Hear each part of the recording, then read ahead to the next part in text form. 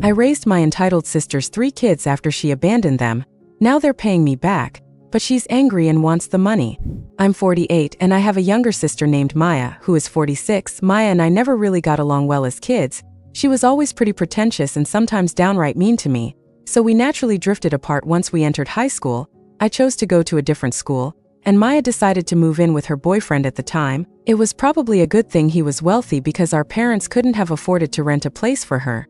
She made it clear from the start that she had no interest in their opinions and was going to live her life the way she wanted. Our parents didn't try to stop her. They just let her do what she wanted. By the time she was 20, Maya had twin girls, and at 21 she had a son, all while living with her boyfriend. Our parents were happy for her. But it was also a bit concerning. She now had a lot of responsibilities and no job. She was entirely dependent on her boyfriend's money to maintain her lifestyle. Maya never married him, and I think that was a mistake. At least if they had married, she would have been entitled to alimony after their breakup. They separated after Maya found out he had been cheating on her. Fortunately, he did provide child support for the kids, but he chose to give up his parental rights. The girls were only 3 years old at the time, and my nephew was just 2 after that. Maya was completely on her own, and she needed all the help she could get to support herself. Even though we didn't have a great relationship, I decided to step in and help her because of our parents at the time. I was making a decent amount of money. While it wasn't enough to support her and the kids, I could contribute a little each month to help, along with my parents. The first few months were tough. Maya didn't have a degree or much experience, so she had to start from the bottom and work her way up. This meant she'd need to put in a lot of hours at work to advance quickly. But that was tricky because she had to look after her children. Hiring a babysitter was expensive, so she had to rely on me or her friends. Our parents worked too, so they couldn't help her much, and she didn't have any friends who were available to watch her kids. She ended up in a minimum wage job with flexible hours so she could be home quickly and avoid paying the babysitter for too long. The cost of that was overwhelming, and she couldn't afford it if she worked longer hours. This went on for a couple of years, and I started noticing that Maya began resenting her children. She blamed them for holding her back from success. According to her, they were the reason things weren't going better for her. I didn't have a good relationship with her, but I did care about the kids. I visited them regularly, not for Maya, but for the children. I wanted to make sure they were okay. I wasn't heartless enough to ignore the fact that they were suffering because of their mother's bad choices. My parents and I would often check in on them, and the kids would complain about how Maya treated them. She would yell at them for small things and lash out at them just for being kids. Their lives felt miserable, and I wished I could do something to get them out of that situation, but I couldn't because Maya was their mother, and I had no legal right to take them from her. Besides, she was receiving child support, and she was trying her best to make things work, even though it didn't seem like it. Things got worse when Maya started dating other men. Every time a relationship didn't work out, she would blame the kids for it. She believed that men left her because they found out she had children. I honestly think it was because she kept it a secret for too long. She wouldn't tell anyone about her kids until they'd been dating for a while, and by then it was too late. I tried explaining to her that she needed to be upfront about it, but she insisted that her children were the problem. She would remind them constantly that their father had abandoned her and threatened to leave them behind if they didn't behave. The children were terrified of her, and their childhood was overshadowed by her narcissism. This went on for years. I honestly thought about just taking the kids and leaving, but I couldn't do that. I couldn't file for custody either because, as bad as it was, there wasn't enough evidence to justify taking them away from her. Still, the kids were always grateful to have me around. My parents were too old to be much help, but I was there for them whenever they needed someone. They couldn't go to their mother with their problems, but they could always come to me, and they did. Whether it was about school, friends, or even Maya, they knew they could rely on their aunt. So when they turned 18 and were no longer legally minors, they decided to leave their mother's house and come live with me instead. It wasn't a surprise. They had always trusted me, and I was happy to have them. They were all old enough to choose where they wanted to live and with whom, and in the end they decided to live with me. Maya, of course, wasn't happy about it and had plenty to say. She claimed she had wasted 18 years of her life raising her kids, only for them to choose me over her. She was pretty harsh, saying that if I wanted to raise her kids so badly, I should have stepped in earlier instead of taking over when they were already 18 and mostly grown. I really wanted to tell her that she hadn't exactly been raising them. They had mostly raised themselves because she was always out, either working or going on dates with men who would eventually break up with her once they found out she was a mother of 3. Maya had never figured out how to prioritize her children. No wonder things turned out the way they did. The kids chose the person who had actually been there for them over the one who constantly tormented them and rebuked them. She was so wrapped up in her own unhappiness and inability to find someone that she didn't see how much she was hurting them. It wasn't intentional, but it was still real. I didn't want to rub it in her face though, because I knew it had to hurt. That's why she lashed out at me, so I kept my mouth shut and left it at that. After that, we didn't really stay in touch. The kids cut ties with Maya and chose to live with me instead. Maya also chose to stop speaking to all of us, including our parents. It was odd because they hadn't done anything to her. I guess it upset her that our parents didn't take her side when the kids decided to move in with me, and that's when she cut them off as well. It's been 7 years since then, and I don't really know what Maya is up to. I do know, however, that her kids are doing really well. My nephew went on to medical school and is now a pediatrician. One of my nieces got a degree in literature and became a teacher, while her twin sister owns and runs her own hair salon. I even helped them all take out loans for their businesses and finance them as much as I could. I'm so proud of how far they've come. They've made something incredible out of their lives, and they've come a long way from the home they grew up in. They all live on their own now, and they only stayed with me for 4 years. Even then, it wasn't exactly living with me. They were mostly away at college and only came back occasionally. I guess they didn't want to go back to a home where they didn't feel wanted. I'm talking about Maya's home, of course. It's been 2 years since they moved out, and I'm thrilled for them. I never expected anything in return for helping them, honestly. I did it because I felt it was the right thing to do. They were just kids, and no matter what bad blood I had with Maya, I couldn't stand to see them suffer. I didn't have any kids of my own, and I never got married. It just wasn't for me, but for them, I wanted to step in as a parental figure because their father wasn't around. And Maya was, well, we all know what kind of person she was. They needed someone, and my parents were too old to take on that role, so I did. That's all I did. I never expected anything in return, but I'm glad that they think I deserve a token of appreciation for everything I did. A week ago, I celebrated my 48th birthday and invited my friends and family, including my nieces and nephew. It was such a great time, and my nephew went out of his way to organize everything for me. Even though I offered to pay for it, he insisted on covering the expenses since he was now financially stable and wanted to show his gratitude. After the party, the three of them sat me down for a serious conversation. They told me they had talked it over, and now that they were all financially stable, they wanted to show me their appreciation. They planned to write me a check as a gesture of thanks for everything I had done. I tried to tell them it wasn't necessary because I'm still working and can support myself, but they told me it wasn't about paying off any debt. They said they could never truly repay me for the kind of support I had shown them and the faith I had in them. It wasn't something they could compensate with money, but this check was their attempt to express their gratitude. I was really moved by their gesture. I decided to post about it on social media to appreciate them for what they were doing for me. I thought Maya wouldn't care, as she's been blocking me from all social media platforms, and I figured she wouldn't even be able to see it. Honestly, she never bothered to check in on her kids after they left her house. Even though it was them who cut ties with her first, it was still her fault.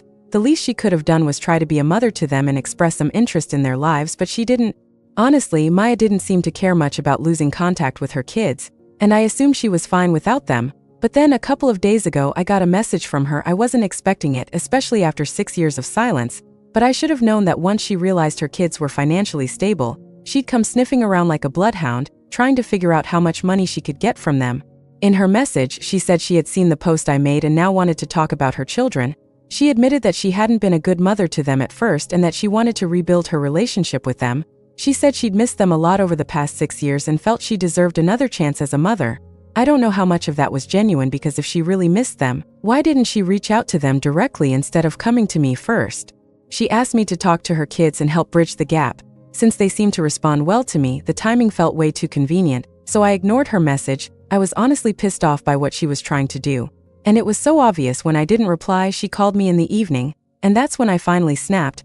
She repeated that she wanted me to help her reconnect with the kids, and I told her I wouldn't do it. I knew exactly what she was after. She didn't care about their well-being. She just wanted access to their money. She pretended to care, but if she really regretted her past actions, she would have reached out to them directly, not to me. She couldn't even set aside her pride and ego for one moment. It was astounding how entitled she was. She tried to argue that she wasn't after the money, that I was insulting her by implying that, but I wasn't implying anything. I was certain of it. It was so obvious, and I was disgusted by her attempt to manipulate the situation. Then she accused me of taking everything from her, first her kids and now the money they were earning. She said I was stealing her fortune. I told her that I didn't need the money, and I was honestly skeptical about accepting the check in the first place, but now I was going to take it all because she didn't deserve it. Now she's crying about it on social media, telling everyone what I said and trying to make me out to be the bad guy. Some of my relatives have been reaching out, saying I went too far and that I seem greedy. They think I owe her an apology, which is honestly unbelievable. That's why I'm here, asking if I was wrong for telling my sister she doesn't deserve the money her kids decided to give me. Update 1. I discussed the whole situation with my nephew and nieces. as some of the comments suggested I do.